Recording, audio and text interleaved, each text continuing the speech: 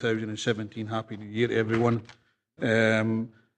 The minutes were not provided in the papers, but they are here, and I will ask for them to be agreed at any other business.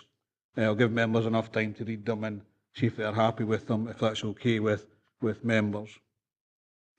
Any Sederunt apologies? Thank you, Chairman. We have 10 members present today. Since the papers were issued, Councillor Scobie is now on the subcommittee, and we currently have one vacancy. Yeah, the vacancy is from the administration. Councillor Dempster was taken off EE&I, and then we'll get somebody else from the administration. Is there any declarations of interest? No, thank you. Okay, so we'll get the minutes handed out, and then we'll hopefully agree them in any other business part of the committee. If we can move on to item number 3, Enterprise and D&G Commercial Development Plan Update. The report provides an update on the ongoing development of the Enterprise and DG Commercial Development Plan, and in particular around the people performance improvement and efficiency team that is key to supporting the implementation and delivery within the service and commercial culture. Enterprise and D&G operates within the new Economy, Environment and Infrastructure Directorate and will deliver for the Council a Centre of Excellence for Enterprise and Services, which will work across the whole Council to increase our commercial focus. Through this more commercial focus and increased level of activity, a platform on which to build our region's economy, where we work side by side with our region's small and medium-sized businesses to deliver real and sustainable economic growth, a surplus which will be available for reinvestment in the service or to support other priority frontline services.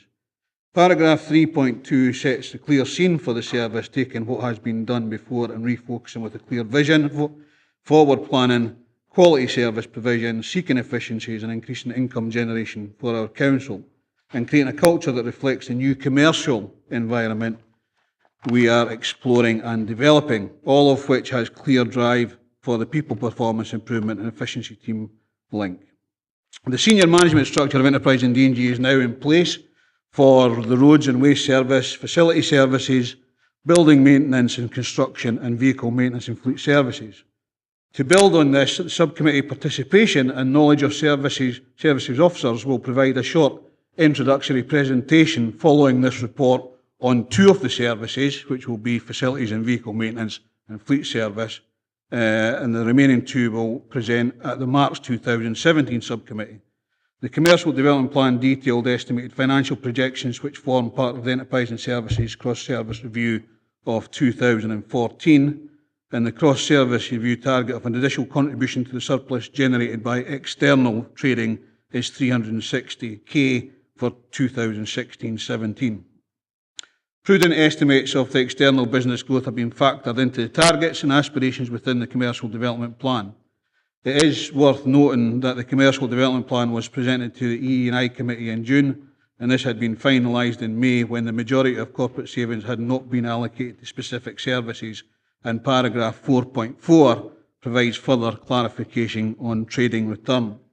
Furthermore, paragraph 4.6 details a proposed template option for the reporting financial information to the Enterprise and Subcommittee, and Alan Mawson's Facility Service Operations Manager is here for any questions. Alan, do you wish to add anything to the report?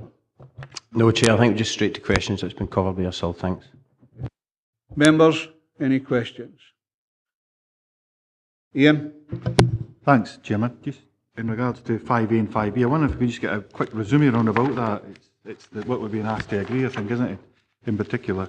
Well, I see there's 17 million missing for that for me, I think. Just if you could explain that, where that is, how that applies, and I'll try and put that into context, unless that's the total. But it's total income received come today. Closer to your microphone. Sorry, I'm trying to summarise it. For me, in my mind, there's £17 million adrift. I just wonder where that is. Is that correct, or could somebody just explain that to me?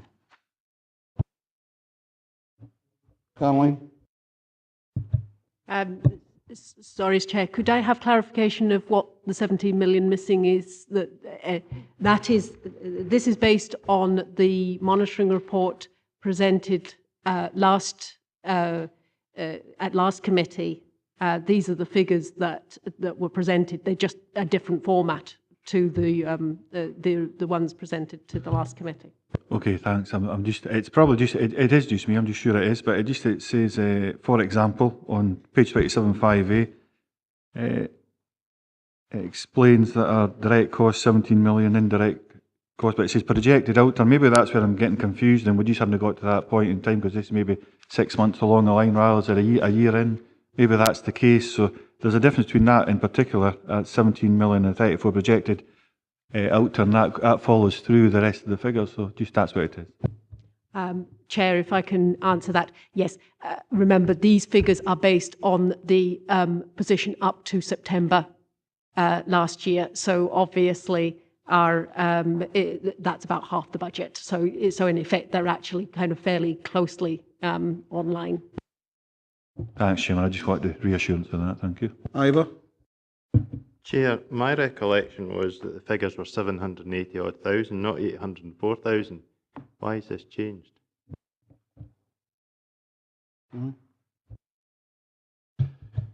Chair, at the time the commercial development plan was presented or prepared, we had identified a business process looking at projected turnovers that would provide us with a target profit of some £360,000 for the council. That was built into the commercial development plan, looking at projected turnover, looking at what activities were out there, and looking at what other business would come from within the council, within the services that trade internally as well. At that time, the full detail of the corporate savings that were going to be presented to enterprising service were not fully established. That has now been clearly established as a figure of some £486,000, which equates to efficiencies that we have to deliver upon. So therefore, our profit figure is the £360,000 plus the efficiencies, because normally if it had been a fully budgeted service, it would come off at your top line. This is what we have to find as efficiencies that we have to deliver against. So that gives us now a projected profit of some 846,000 at this time.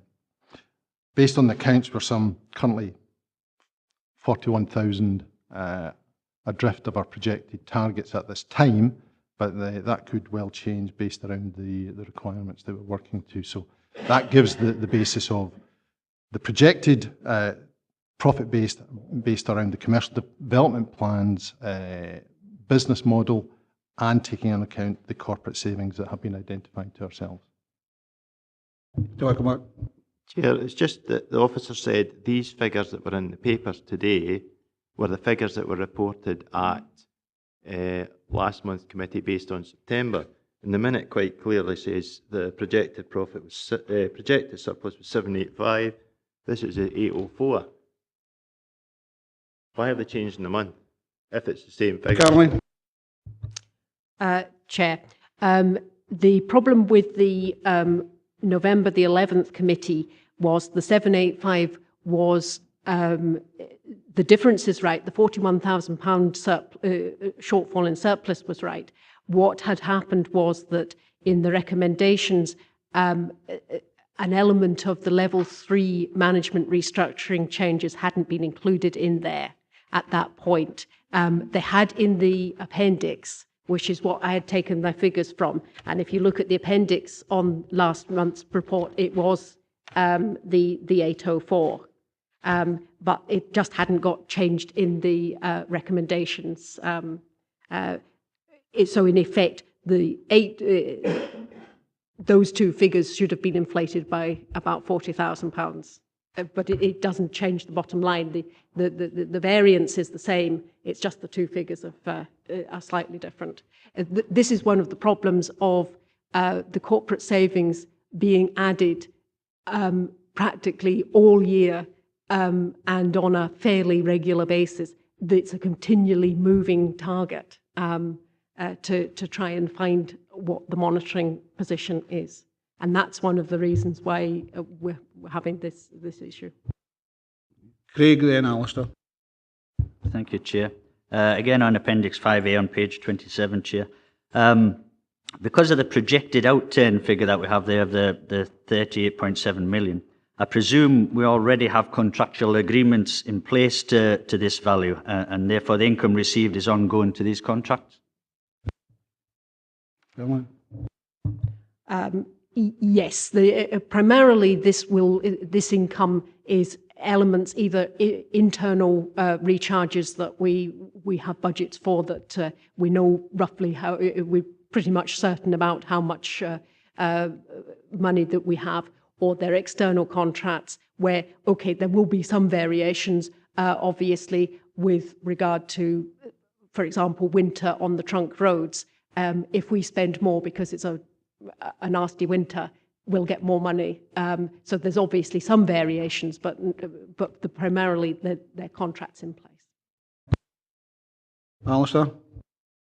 Thanks very much indeed, Chair. It's the last sentence there in paragraph 3.6 to the effect that the PPI concept, that's People Performance Improvement and Efficiency concept, has been operating successfully within the facilities management team for over 3 years, with the rewards being evident in both service delivery and efficiencies delivered. That's good to read, Chair, but what would the response be if I were to ask, well, what's the evidence of this statement? Alan. Thanks, Chair. I think at Education Committee ourselves, we've not that long taken forward that team has evidence that it has supported a 13-year high in school meal uptake within the facilities team, and it's projecting over £100,000 underspending budget this year as well. That facility services, I think that evidence alone that team has contributed to that significantly through the team plan. Chair. Thanks, Chair. Willie. Yeah, Chair, it may be on the same subject, but it's returning to 3.2, where in your opening remarks, with reference to 3.2, and it's starting to create an organisation and commercial culture that mobilises talent, enables people, and provides a learning environment that will give people the confidence to make the right decisions. And there's no doubt that the greatest asset is our employees, our staff, on the ground in delivering an enterprising culture. I have corresponded with you on this subject, and that's the direct employees as against the agency workers that we employ. Two questions here. One is just to confirm that our full-time employees, our direct employees, are not being disadvantaged by the fact that they may be, that the agency workers are being offered overtime. So be it that there seems to be a restriction on overtime working, but weekend working, that agency workers are being employed or engaged to do weekend work and overtime at flat rate, when our direct employees are being disadvantaged and told they can't get that at their enhanced rate, as has been negotiated.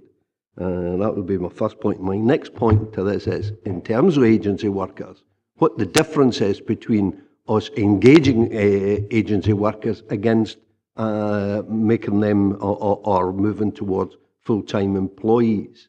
What's the difference in cost per employment? I was remiss of me not to say welcome to the committee anyway, but do you want to answer that one, Ryan? Thank you, Chair. I can assure the member that within Enterprising DG, we are certainly not disadvantaging our council employees. I wholeheartedly support ensuring that our own people obtain all opportunity to get whether overtime or additional work first, and then we will utilise agency staff thereafter. And that is certainly the way I've always operated within Enterprising, what was DG first, now Enterprising DG, so that is the case. In relation moving forward, this is about obviously building the business, and we would strongly hope as we go forward in the future there may be opportunities that would allow us to have a culture whereby there would be employment opportunities for those staff But that's something that we will look at as we go along, and we will certainly ensure that if any vacancies come up, that if they are local to the depots or to the place of the work, they would get pointed in the direction that they can apply for jobs and hopefully succeed. So it's a matter of looking at the business base we've got and hopefully in the future building that with opportunities for future growth in the employment basis. Just to sort of back that up, Willie, obviously we have to build the business and get money in to actually employ people as well. And I'm of a mindset very similar to yourself with a trade union background, that if you're paying overtime, you've not got enough people. But that's an issue that, you know, we have to take in mind when we're developing the business plan and things like that. So do you want to come back in? Yeah, and appreciate and grateful for the explanation given by Ronnie. It's to the second point what the difference is between, you know, employing agency workers and direct employees. You know, cost-wise, mainly, you know, that they can't be answered, but if we could come back on that at a future date. There's pros and cons to both sides. It would be certainly in short-term fixes for, and I'll use our building service, for example, for a very short-term contract. There is benefits to us utilising agency staff for that period of time if we do not have the capacity within our own current establishment. As activities grow longer and the duration of necessity for those staff increases, then there is a finite balance of when that tipping point falls to having the benefit of having our own. But each case has to be looked at in its own merits around what we're trying to do with the council and how we're trying to maximise the efficiencies within the service to take that forward. Well, Can I still come back on it, and maybe that we could get a report on it? Because my understanding is that we've had agency workers working in the same job for a considerable period of time. I'm talking months going into years on the same job. You know, so it's looking at the cost factor, and again, if we could have a further report on comparing the cost of that against, you know, employing these people on a full-time basis. we'll happy to bring that forward at a later meeting.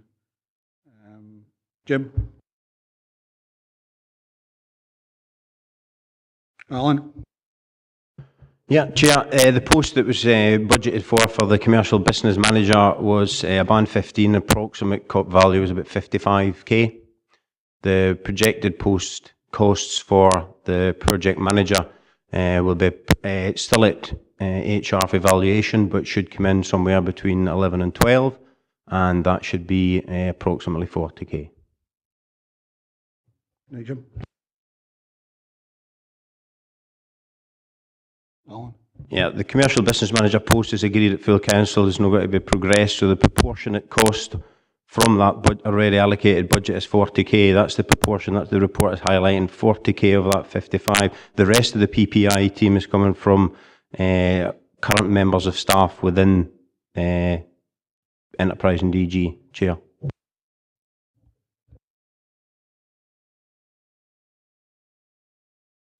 The one that was agreed at full council was 55k, as Alan just said. It's 40k, so it's a proportion of that 55k as opposed to the full funding, if you know what I mean, Jim.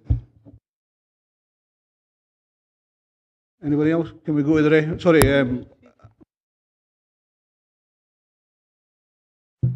Thanks, Chairman. Just because you've got recommendations, so I mean under Appendix 5A, when I think we're asked under the recommendations to agree these two templates. I think because of what's been said, we're using the word profit. No really precious about this, but I think I would prefer surplus rather than profit, because we're not actually a business. But because we've been told part of this profit stroke surplus is clearly a saving, I think that should be broken down in there as well. We should see the difference between what is an actual surplus stroke profit and what is the saving. So we're quite clear. It would certainly help me as a member of this committee to better understand what we're actually looking at. What is the actual saving target? Are we sticking to that? What is a surplus stroke profit? Are we actually adhering to that level as well, Chairman? Caroline, can that be done? It can be specified as a note to the account. The problem is that the surplus, the amount that we need to contribute to the central fund will be the full amount, both the saving and the surplus. But obviously, we can, as a note, put that a portion of this is the surplus and the rest is the saving. We can split the two up between. I mean, we are an enterprise and D&G business type subcommittee, and the word profit isn't usually used within a council. And I think attending places like APSI and COSLA, we shouldn't be scared to use the word profit, because we're actually going to bring business in to the council that will help other areas. Alistair? That was going to be my point precisely, Chair, and with the greatest of deference to Ian, and I'm sure he'll take it in the spirit in which it's proffered, I would have to say that I find it surprising that someone from Ian's political background would appear to be taking exception to the use of the word profit. Verily, Chair, it's a case of the prophet having no honour.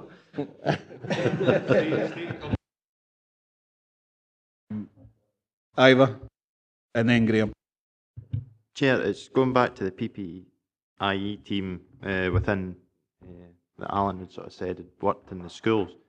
We've also got the sort of other outlets that we have which made a loss. I think it was about 39,000 overall in the catering facilities. What have you done in there to reduce that? What kind of examples can you give that 39,000 isn't going to be replicated? Because I can give you one example. There was 2 days my kids were at the Ice Bowl for curling. They were there all day. There was 30 kids in that facility. They would want maybe a breakfast roll, a lunch. They might have had coffee and a cake sometime.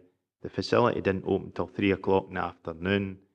I understand the curlers have spoken to the facilities people who run it, but they can't seem to get the bit open when there's people in there. Another morning I went in, there was people looking for breakfast rolls, couldn't get anything. We're missing out in trade. That's what I see as being enterprise and being flexible, making sure that we're open.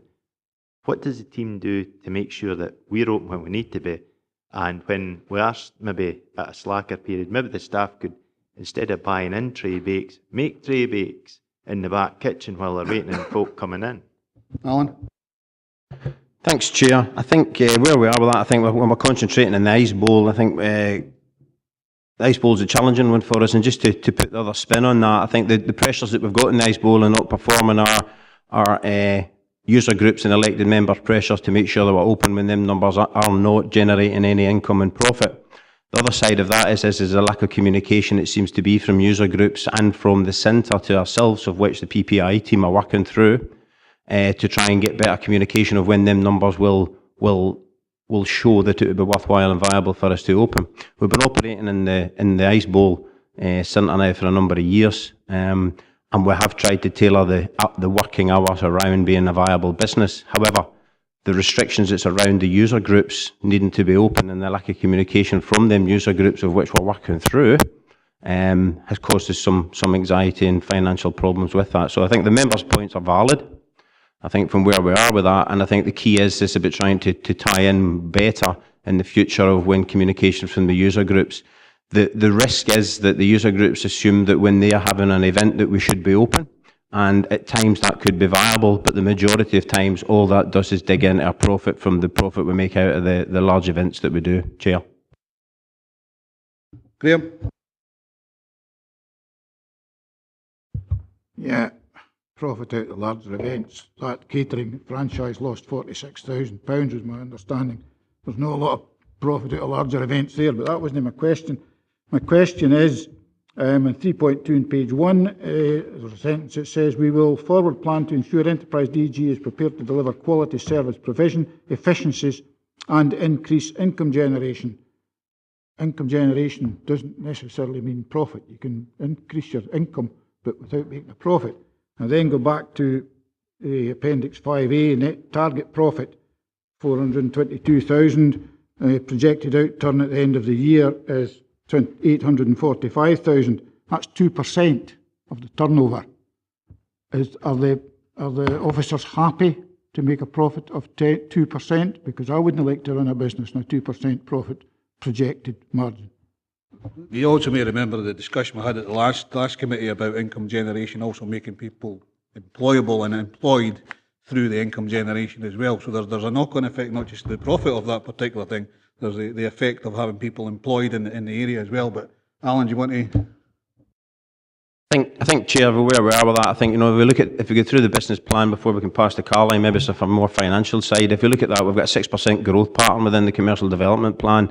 The 2% that we show in there is in part due to the added efficiencies that we need to add into that, which is agreed at council. I think on top of that, I think members need to take appreciation of the fact that we're a living wage provider, and that digs into our profits significantly. The terms and conditions and the lucrative packages that we offer as a council dig into our profits on top of that as well. I think as far as local authority standings are concerned, our profit margins and percentage growth within that are maybe not private sector orientated, but they sit well within local authority growth patterns. Okay, members, any others? Can we go to the recommendations then? We note the progress of the commercial development plan in establishing the people performance improvement efficiency team at 3.5. And agree that the financial monitoring template included in Appendix 5A, 5B is used for future financial reports to the Enterprise and Service Subcommittee with the issue with the surplus.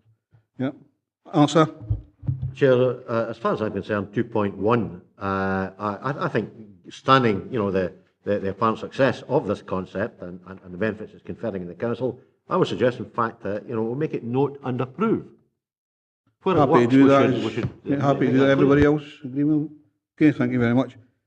Any other business, like I said at the start, the minutes have arrived. The members wish a couple of minutes to have a read through and then see if we can agree them.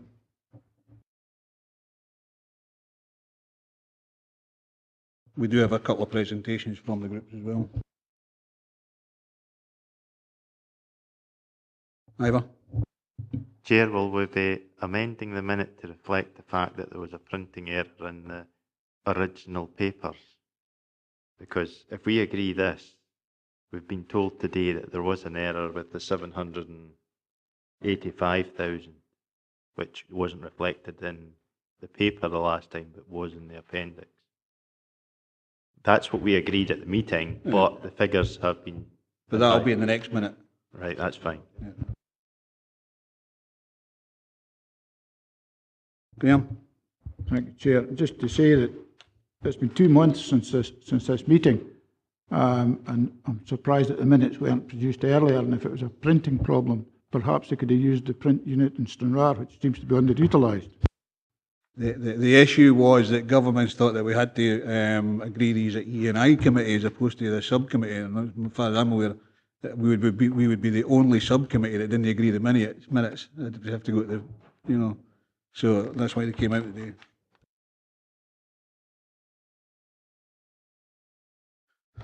Okay, are we happy with the minutes?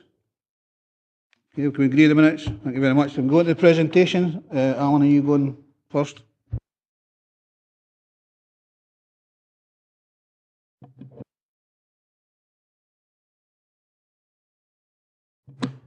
Thanks, Chair. Introduction's done, so we'll just push on.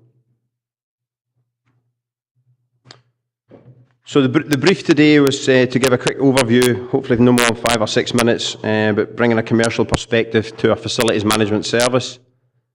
The following slides hopefully will cover the following points: the need to become more commercial, the turning our service into a business, and where do we see potential opportunities.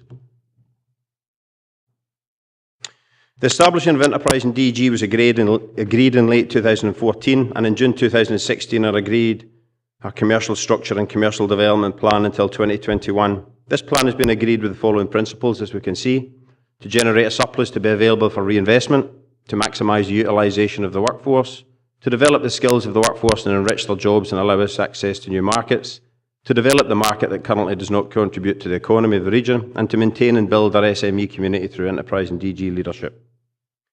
The Council's #1 priority is to develop the local economy. The vision for Enterprise and DG is to contribute to this by developing and delivering high-quality entrepreneurial services in partnership with local small and medium enterprise. This will be achieved by each service developing to deliver against one or more of the principles as shown. But what does commercialism, what does it really mean? Some definitions that we could find. Emphasising and maximising profit. The activities or attitudes of people who think that making a profit is more important than anything else. The practices, methods, aims, the spirit of commerce. The attitude and emphasis of tangible profit or success. The attitudes or actions of people who are influenced too strongly by a desire to earn money and buy goods rather than any other values. So some definitions there. So what ones apply as far as we are concerned? Well, maybe some, maybe none, but as far as local authority is concerned, it'll depend on who's asking the question, and it'll depend on what forum we're in for that. The next few slides hopefully show what commercialism means to facilities management and the new services that we deliver. So the commercial need versus our challenges. This highlights the uniqueness of commercial business and local authority. There are many benefits to a commercial need, as already highlighted in the papers, but the generating of profit, stroke surplus, is one that is undoubtedly commercially focused in all businesses, whether it's local authority or it's private business. So if we look at the tables, the challenges that we've got, budget cuts, as we all know, so contribute to them budget cuts. Profit will offer a return that will hopefully reduce that impact. What other challenges? Building the local economy. Keeping the contracts in the region is difficult. Employing local people to deliver local contracts when we secure them also is one of the challenges that we've got, looking for them skills. Frontline service survival, another challenge that we've got. And it's key. The multi-skill and joint service provision of combining commercialism to the day job is key. Management survival links in with that as well. The economies of scale basically are the same reasons as the frontline service survival. Joining the strategies of commercialism and frontline service delivery are crucial. But the need is generate the profit. The only one thing that supports all others. So facility services, a little bit now about the new facility services and what it includes. With a staff group of approximately 1,000, it will be delivered in catering. And in catering, it will be delivered in school meals, meals on wheels, function and hospitality catering, civic receptions, weddings, etc. Cleaning will be delivered in school and office cleaning, or day job, window cleaning, bus shelter cleaning, bus cleaning internal we've been asked to look at, and guttering cleaning is one of the new options that's on the boundaries for us to look forward with. Garrick Logistics, Garrick Store sits within the facility services, and it'll be looking at the central hub that'll buy all commodities for enterprise and DG, making sure we get the best spend for our pound. The print unit now is moved in inclusive of facility services, and there certainly seems to be opportunities and efficiencies within that area as highlighted. Caravan sites are moving in as well. Opportunities there as we move across to them in April. The official move across caravan sites into facilities will move across in April, and there already seems to be some evidence there that they could become a reasonably viable business. Portable appliance testing sits within our group as far as our contracts is concerned, and we deliver that for all council properties, and have been asked to look at that at some of our external contracts. Fire extinguisher maintenance is another add-on with that, and water cooler maintenance, the ones that we see in all the council buildings, is another contract internally that we will be delivering under facility services. PPI team, as highlighted in the main paper today and had a good bit of discussion, will play a key role. So a little more on PPIE. Some of the areas that the team will be covering this year, as we can see, marketing and branding, customer staff contact, which is crucial. Tender applications, pre-qualification questionnaires, business and service operational objectives, pursue new external business, identifying external contracts, identify opportunities that will improve and develop the service, monitor performance, and establish and support the Enterprises Centre of Excellence once we get that up and running. There's a bigger list within the papers if members are interested in more detail. But the key projects for the PPI team this year, moving forward on the strategy that will be delivered in are profit and efficiency, concentrating on both of them elements. Marketing and launching the marketing strategy, website, brochures, etc. this financial year. Meeting the staff communications key as part of that, and moving forward and keeping the staff motivated and empowered as part of the commercialisation is concerned. Project management, customers is key. We've got 900 external customers with waste at the moment, so we need to put a strategy together that can make sure that we can tie in with them and offer alternative services as well. One of the key areas is tenders, looking for tenders and producing quality tenders that will win us them applications, and ensuring that we improve and keep on moving ahead.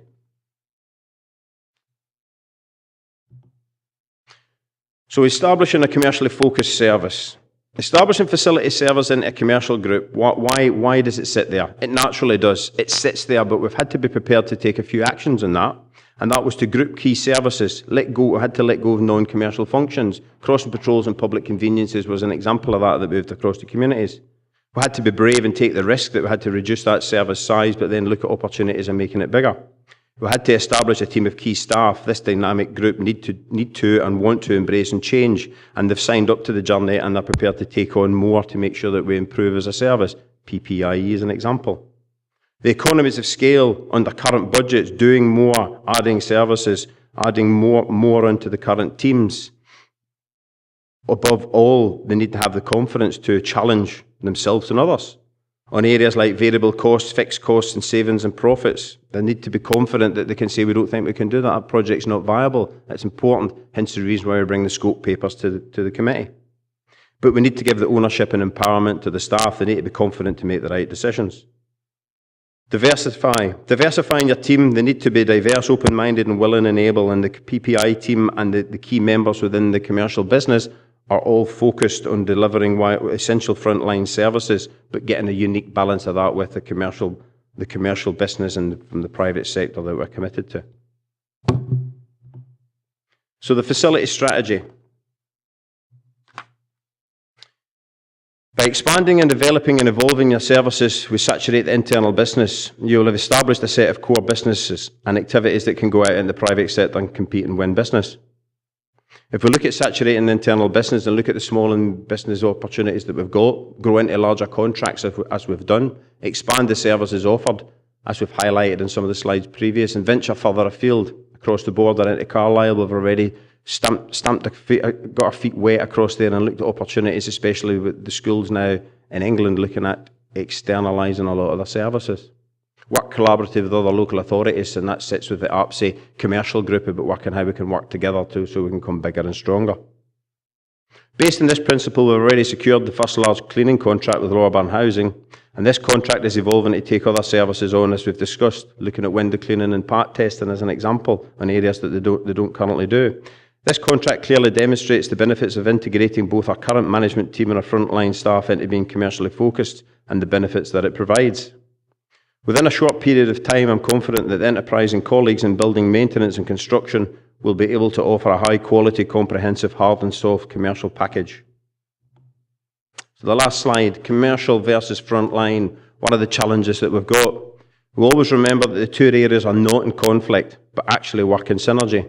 The success is ensuring that our commercial business intrinsically links into our daytime service delivery. This ensures that the best economies of scale for both our management and, more importantly, our frontline service workforce are secured. Thank you, Chair. Okay, any questions for Alan? Okay, we've gone into Gordon, is it? I believe you've been at the dentist, so you might slur a bit. Sorry? I believe you've been at the dentist, so you might have a bit of a slur. Aye, so you are heavy-handed with anaesthetics, so she was. Chair, members, Gordon Bryce, Transport and Operations Manager, cover fleet management and vehicle and plant maintenance services. This morning I'm going to give a quick presentation based on about the vehicle maintenance side of stuff, what we do in the workshops, edging more to the commercial side of life in the workshops, and that's just a few snaps of the facility in Dumfries. We have 5 workshops based across the Euro route, stretching right across the region,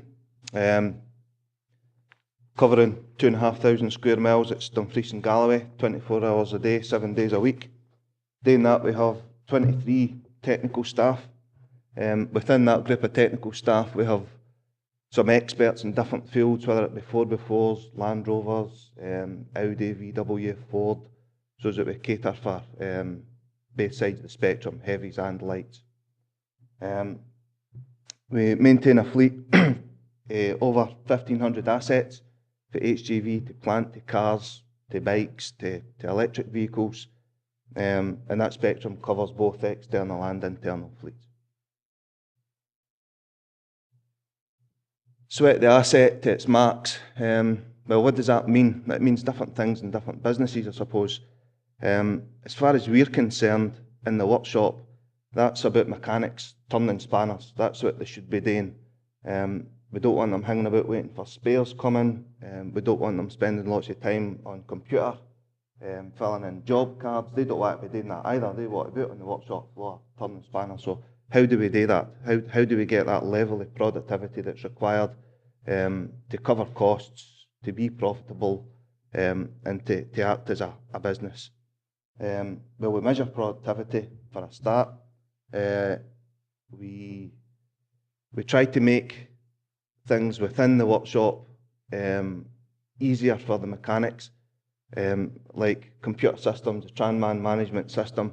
They have drop-down menus. They don't have to do a lot of typing. There's standard times involved. It's all pre-populated, so they don't spend a lot of time sitting in front of the computer. We have impress stock through supplier agreements. We have agreements with suppliers where we get deliveries all day long, twice a day, depending on what's what. We've now got a guy that does collection delivery vehicles, so I've now got mechanics wasting time and labour going out, collecting parts, delivering vehicles, all that side of stuff. So we put a lot into the processes and the procedures that we have within the workshops, and we standardise it across the region to maximise that productivity.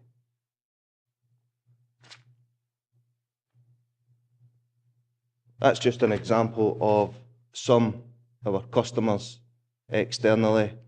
Some of them are nationwide customers, some of them are local customers, and Councillor Nicholl, TOM, I believe, they got their name when they first started. You asked us the last time we were here, when it was a small business in Airdrie, and what they'd done was MOTs, and the slogan was MOT at TOM. The guy's name isn't even Tom, so I don't know where that bit came from, but that's what it was.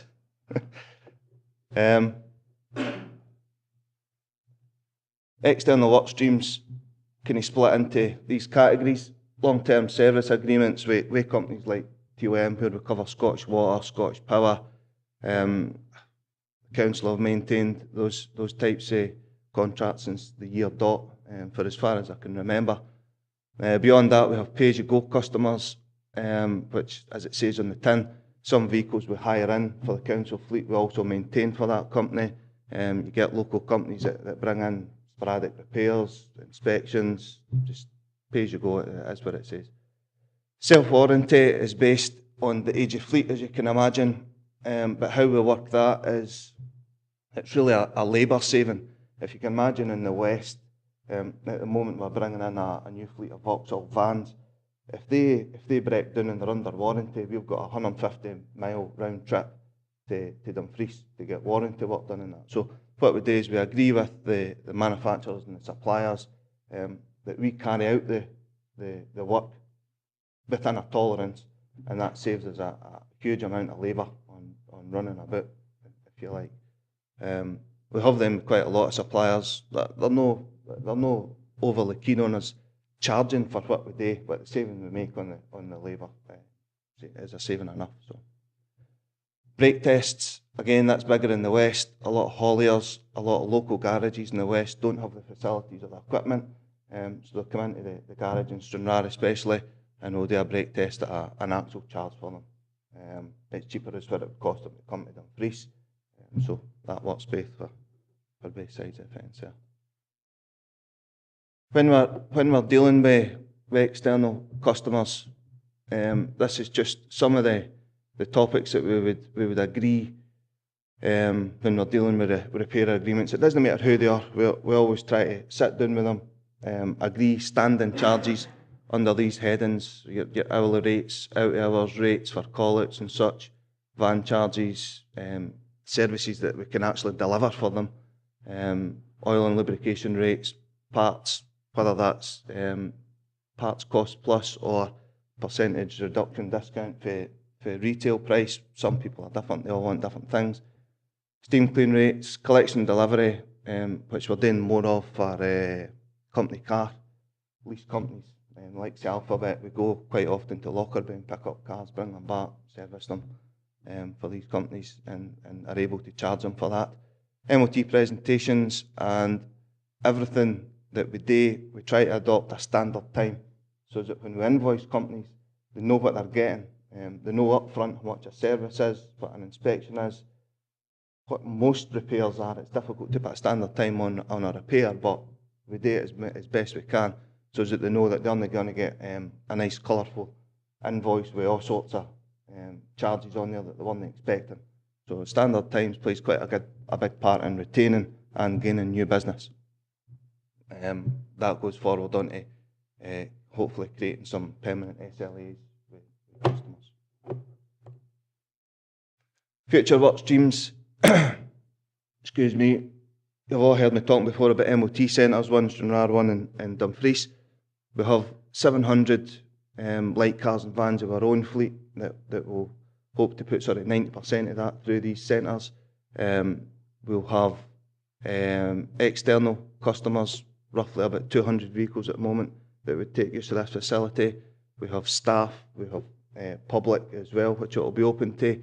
So this year we'll be concentrating MOT centres, which should be quite successful for us. Taxi testing runs kind of hand in hand with the MOT centre, and it is a revenue stream for us. However, that's made about working with the licensing standards to create some sort of standard practice across the region for the operators and for the licensing board. Private work is something that we're going to be getting into big over this year, and that's what the theory behind that is.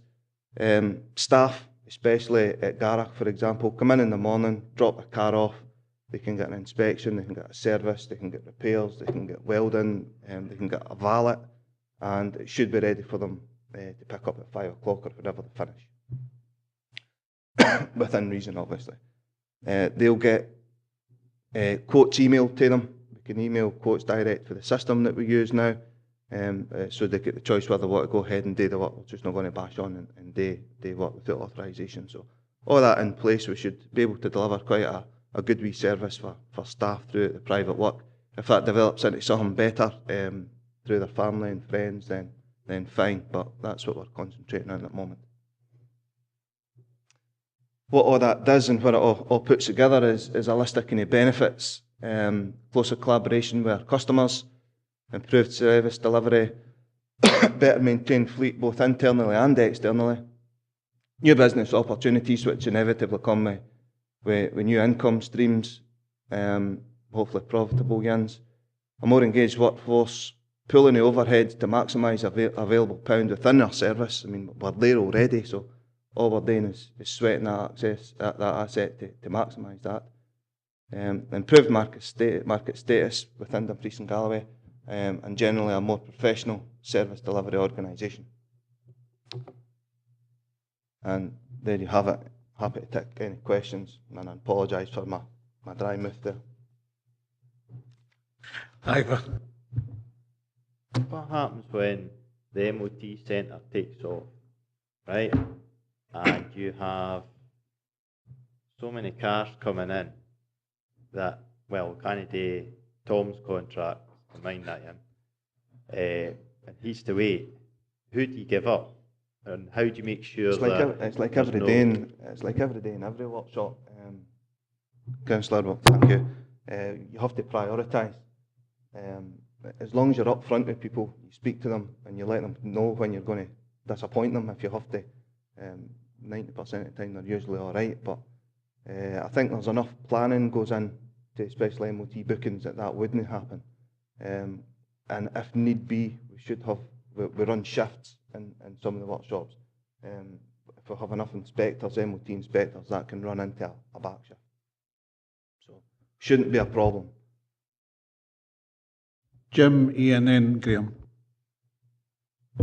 Yeah, thanks. It's not really a question, it's more an observation. I totally agree with the self-warranty side of it. However, I would point out that for the Vauxhall vans in the West, there is a Vauxhall franchise in Port William. Don't need to bring them all the way to Dumfries? Port William's still a fair bit away though, if you're depending on the workload.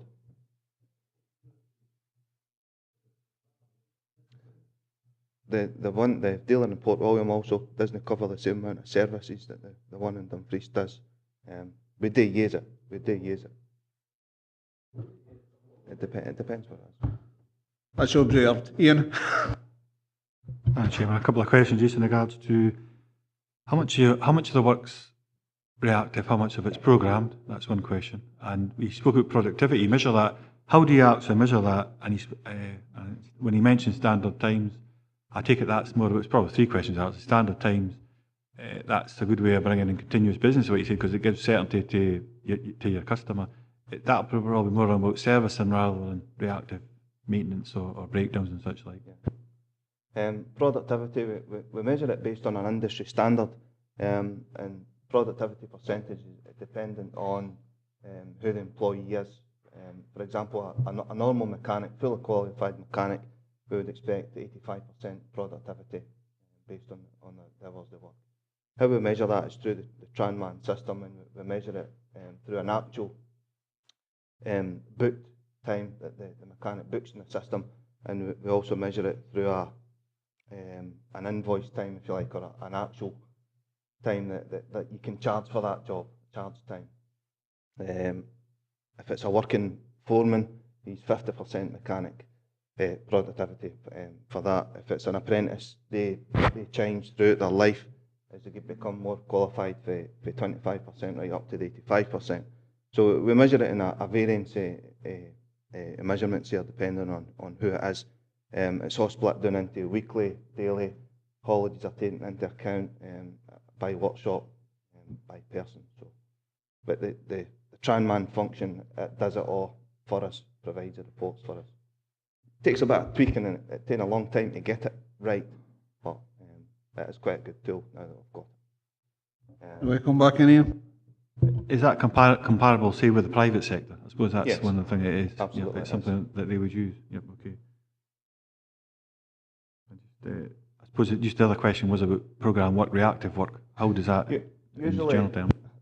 in an ideal world, the split would be 60-40, 60 scheduled and 40% non-scheduled. As the fleet ages, that differs, and the non-scheduled, unfortunately, rises, but usually 60-40 is a rule of thumb. Graham and then George. Thanks, Chair. I have two questions. One's for this gentleman, the other one's for Alan, actually. Sorry to go back the way, but self-warranty, I totally approve of that. I'm assuming that if we're doing self-warranty work, that these vehicles can be acquired at a much lower cost to the council because of the fact that we're doing the self-warranty work. No, unfortunately not. Well, I wouldn't think there's much point in doing it, but anyway, that doesn't satisfy my question, or the answer doesn't satisfy me. The other one's to Alan, it was in bus cleaning. Did you mention bus cleaning? And who cleaned the buses before if we're now doing it? It would seem it was the drivers themselves would go around and do a quick cleaning of it. It's internal cleaning rather than external. The cleaning of the buses probably didn't specify that. So as it stands at the moment, it's ad hoc. They don't have any contract in place to do that cleaning. So they've only asked us to cost it and look at it as an option. I would have to get back to the member if there's actually the business that's cleaning them at the moment. Happy to do that. Just to say, Chairman, I'm disappointed that we don't buy these vehicles at a much lower rate because we're taking on the responsibility of the self-warranty. I think as Gordon says, there's a discussion at the start to try and get the best deal for the council out of it as well. So there's a list of things that they actually go through there, you know, for our service and all that type of thing. So the procurement side of things got to be done properly. George, you want to?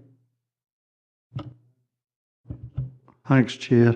It's actually a question on I presume that most of the vehicles which we're using, whether they be lorries or vans, are all diesel powered, or 90% of them are about to be diesel powered. How many of these vehicles nowadays, do you have to, I know in the agricultural sector you won't buy a new tractor now without an AdBlue tank fitted to it. How many of our vehicles are using AdBlue to actually reduce the carbon monoxide or whatever it is which is coming out of the exhaust? Have we got any? Yeah, aye. The majority of the HGV fleet run on AdBlue. All of the gritters that you'll see on the road run on AdBlue. All the dust carts run on AdBlue. Some of the lighter vehicles are also now coming with AdBlue tanks in them. They don't get filled up as much. But probably, I would say 40 to 50% of the HGV fleet are running on AdBlue. Those that don't have other sort of green functions within them, and they're on an RPC certificate, reduced pollution certificate, which reduces tax for us. We can prove that it's below the emission levels, and that anything that we're buying now is Euro 6. That's as green as you can be. Okay, members, happy with that? Thanks very much for both of those presentations. I have no any other business. Now, to consider the adoption